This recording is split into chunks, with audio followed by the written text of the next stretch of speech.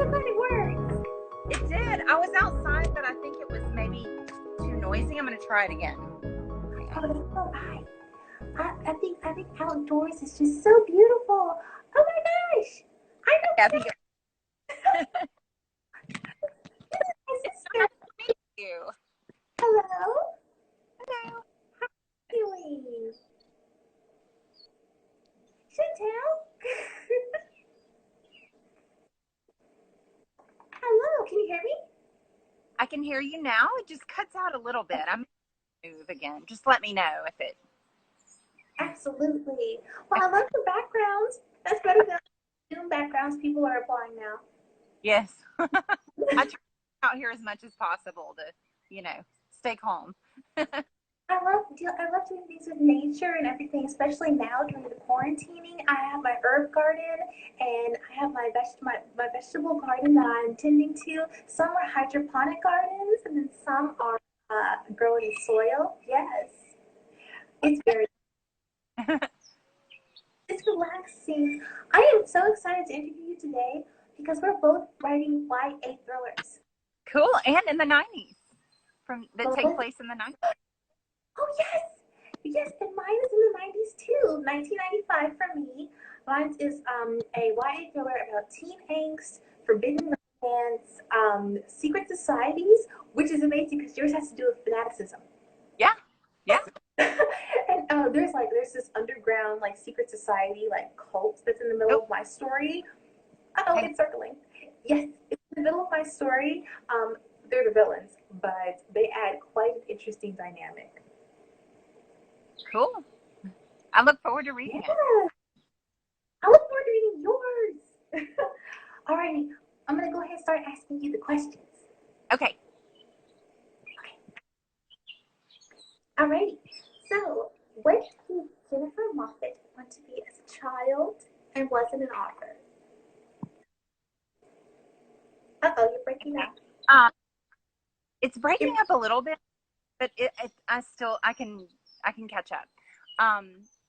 When I was little, I used to write stories and poems, but everyone in my family was a teacher, and so I guess I didn't know being an author was a real career option. So I think I wanted to be, but I didn't know it was possible.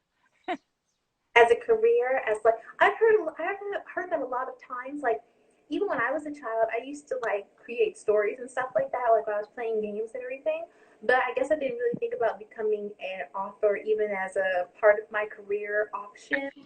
I just did it for fun. I still kind of do for fun, but now I'm I want to definitely pursue it as a thing that I do, at least consistently, along with other things, especially since I'm studying psychology.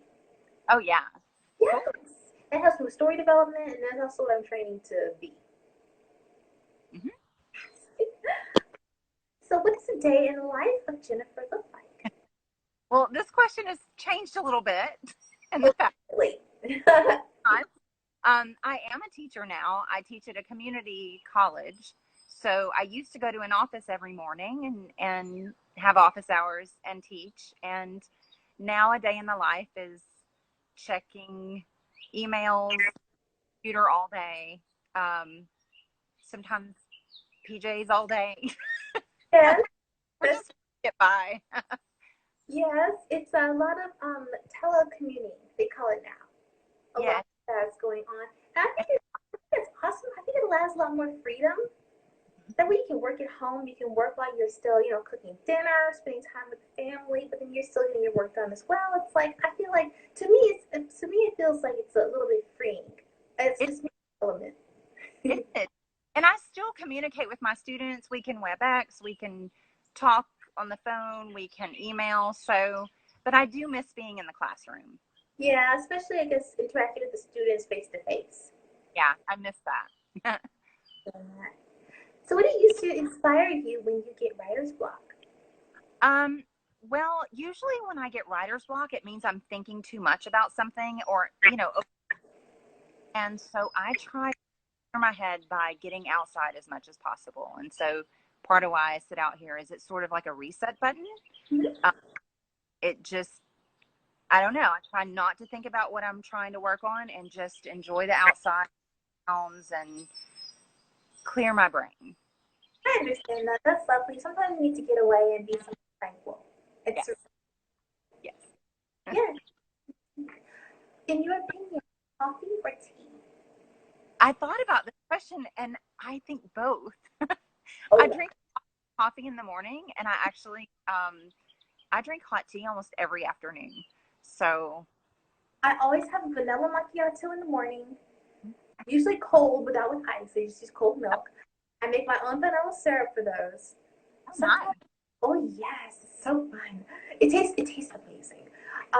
Sometimes during the afternoons, I'll have another macchiato or an americano, and then at night I'll have a hot tea like chamomile, Yes. coconut milk matcha latte, a hot one, some chai tea, something like that. Mhm. So Or both is. or tulsi mushroom tea I've been getting into. I've never tried that.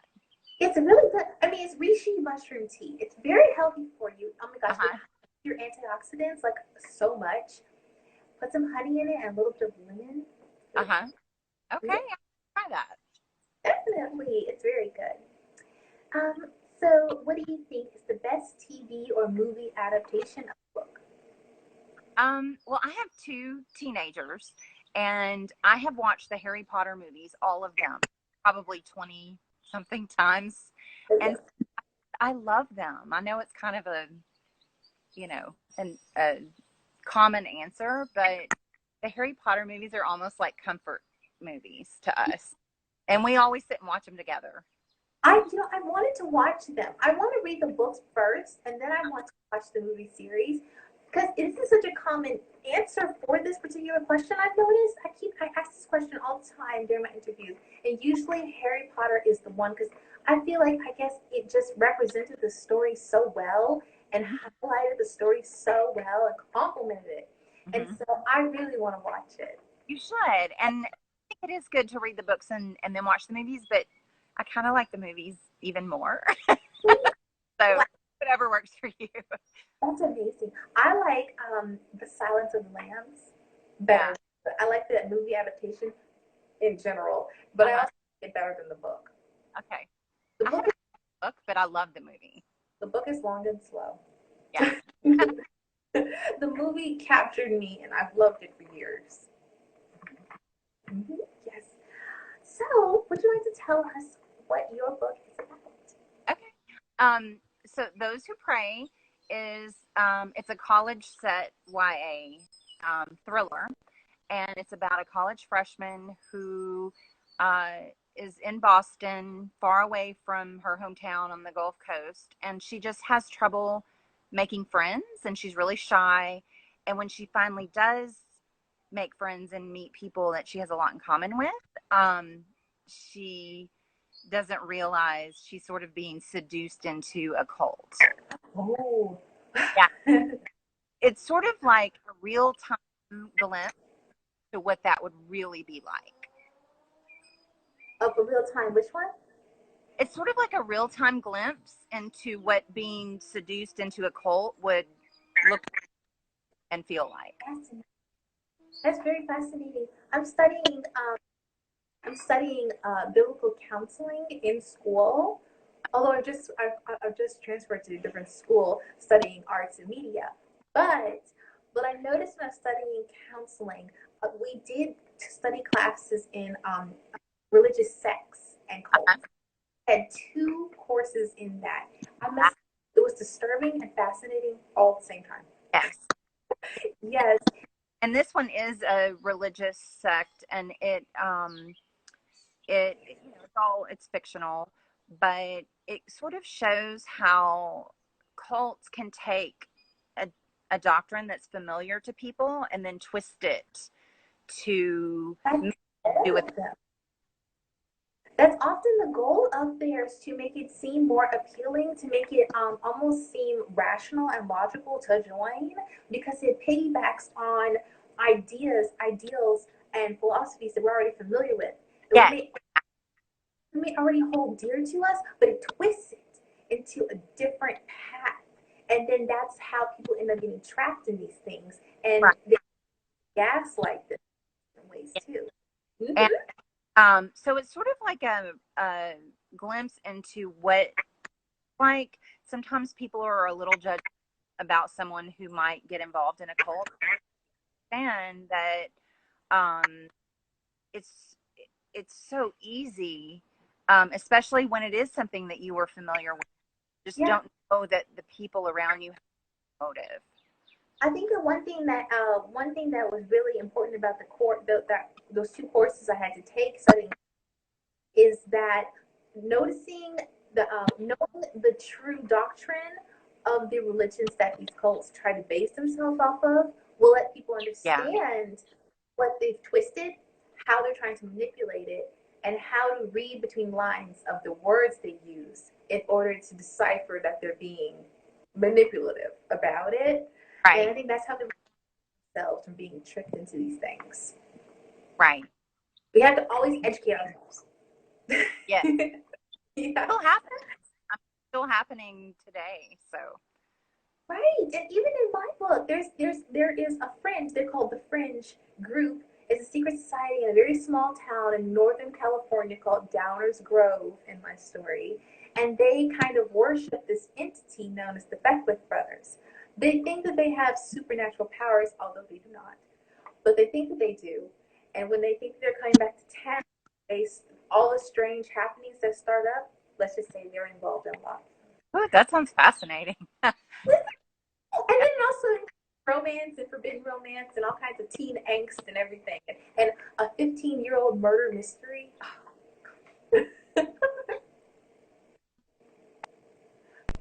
So, oh, we're swirling. Uh-huh. I think the connection was swirling. So, do you Yeah, the plan connection your was book? doing something weird. I think. It was. I saw that. It was swirling for a second. So, do you plan your books in advance, or do you let them develop as you write? I definitely let them develop as I write. I guess I'm called a pantser. Um, Oh, but I've learned to make an outline and to, sort of pants through the outline. Work yeah. work with an outline, but I'm okay with going another direction if that's kind of where it's taking me. So I'm learning to outline. I know, right? I always have to outline. I feel like I can't move in the direction of a story that I want to write if I don't know where I'm going with it, at least a little bit. So I always have to plot it and outline it first. But I think that as I create, I start tweaking some things along the way. I feel like that's when I become a pantser a little bit, just a little. Plotter though for me. So what does the act of writing itself mean to you? um, Ever since I was young, probably, I guess, sixth grade, I always kept journals and sort of tracked emotions and what was going on, thoughts. And at the time, it was something I did that just sort of makes you feel good to do that. But I doing that for years and years has helped me as an author, um, to always be in tune to how you feel about things or how you think about things in every phase of your life. I, I love that. I also love the sound of the birds tweeting in the trees. Oh, That is so lovely. It's like I could just sit there there are and lots of them out here. I could sit there and listen to that all day. Oh, that's nice. It's beautiful. I love that too. It's kind of like the act of writing can kind of reveal a little bit about ourselves and also help us to process, I guess, whatever's going on in the world or going on with our feelings too through our Yeah. characters. Yeah, I agree with that. So what has been the hardest thing about publishing for you, and what has been the most fun? Okay. The hardest part of publishing, especially traditional publishing, is waiting. Yeah. And it's not that it's a bad thing, but it's just difficult because you're so excited and you want to. Uh-oh. But Swirling. it's true for everyone. It's just there's so much waiting in traditional publishing, but it's worth it. And then the most fun part has been connecting with people in the industry, like bloggers, like you, authors like you, and other writers, editors. All of that has just been so much fun for me. I bet it has been. I love making the connections as a book blogger. It's just been so fun, and I think that the writing community is so welcoming, and they get excited about anything, and I love that. I It's do. like the effervescentness is so like me. I feel like I belong with the group. Yeah. I do. I feel that way. I'm pursuing hybrid publishing or self publishing. So I've been sending out, letters and queries and everything like that in order to see if I could do hybrid publishing. But if I don't, I know that I still want to do self publishing. So Uh-huh. I'm okay either way.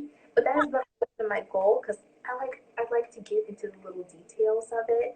I made my own book cover. Oh, I cool.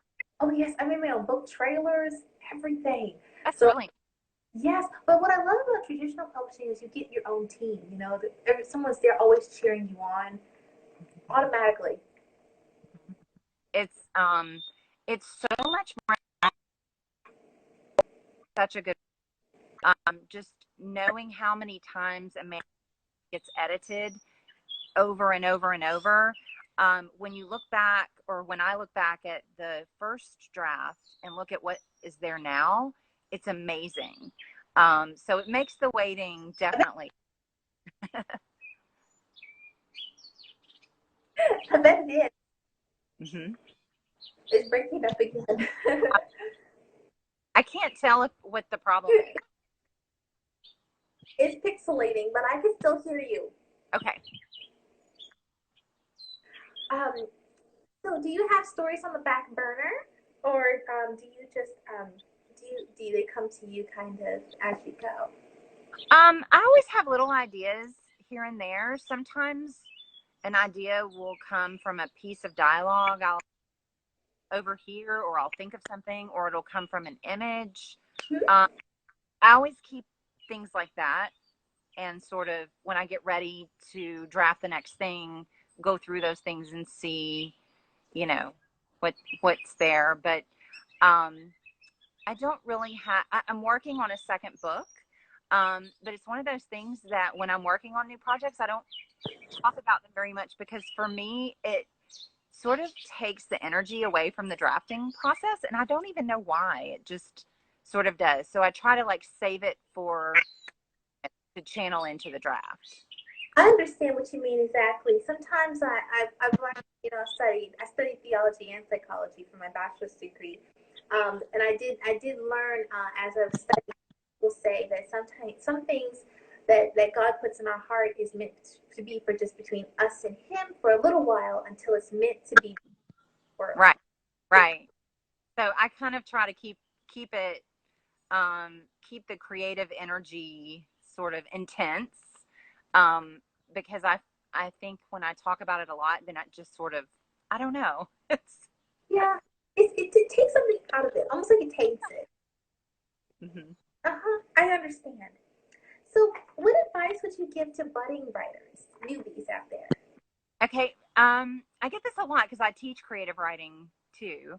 And my biggest advice is to find either a critique partner or a writing where you can exchange work and edit. And then my biggest piece of advice, especially when it comes to traditional publishing, tell yourself you're not going to give up, and just keep editing, keep trying, and don't give up. I mean, I know it sounds simple, but that really is the key. That's wonderful. That's very good advice because if you don't have a draft, you can't edit anything to make it better. I think I see somebody tweet that, or I see somebody Instagram that almost every other day, and it's so true though. PitMad is what.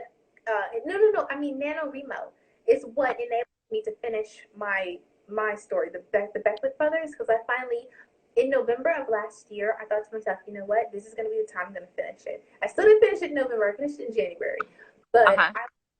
that's what put me on the path of finishing the story, which I was so happy to do. I've tried to do it and I've never finished it. I never finished doing NaNoWriMo. I don't see how they do it. I don't. But now that I had it, I had two beta readers, Uh-huh. Still look for critique partners. I had one for a little while, but we didn't finish. Yeah. And then I started applying. Yes, and then I started applying for writing contests. And I got lots of query critiques. Mhm. So I was really That's happy. mhm. Yeah, it's so fun to win things. um, let's see. What if, in a perfect world, what would your ultimate publishing goal be? Um, what is it now? What would your ultimate publishing goal be in a perfect world? My ultimate goal is to find an agent. And I feel so lucky that that happened, because Yay! sometimes we forget about an agent is that they are there with us for a career beyond that first book. Um, and they definitely answer questions. There's so many questions that come up that I just didn't even know, um, you know, about publishing and things, that when you're new to it, it's good to have someone to say, okay, what does this mean? And they can walk you through everything.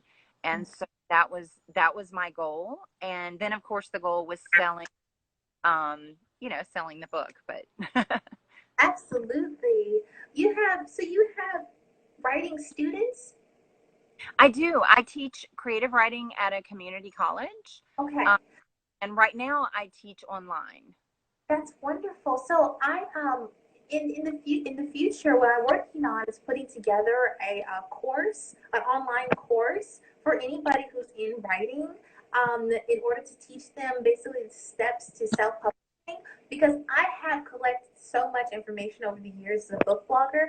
I'm using it for myself, but I also want to share it with other people. That's a So great idea. absolutely. Now, I was thinking about making it something that in the future I'll charge for. But if you want to send your students my way, I won't be charging for this upcoming the first one. Okay. Yes, Yeah. I absolutely.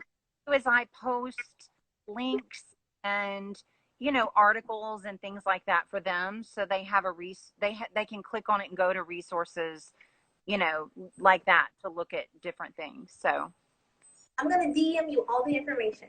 okay. Yes, because I think it's gonna be so helpful. It was so helpful to me. I put it together myself just to organize the truckload of information I had stored in my phone.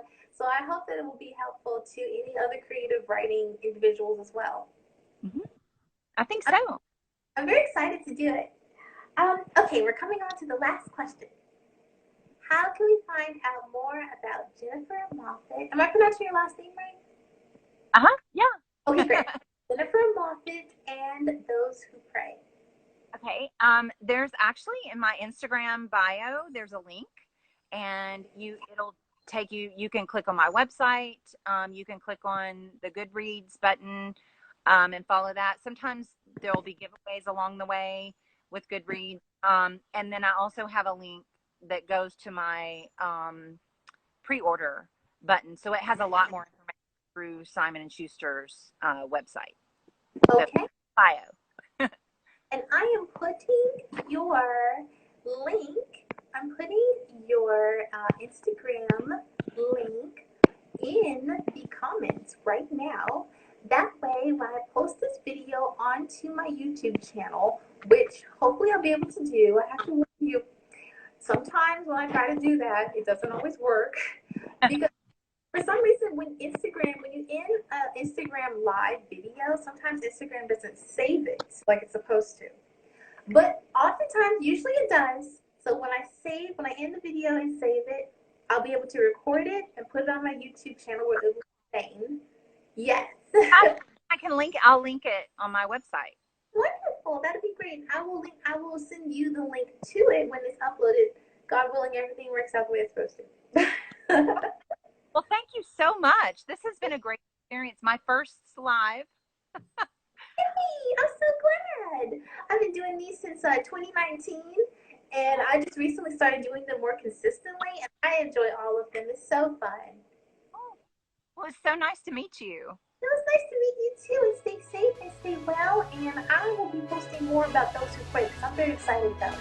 Okay, thank you so much. Have a great. You too. Okay, I'm about to save you. See if it works.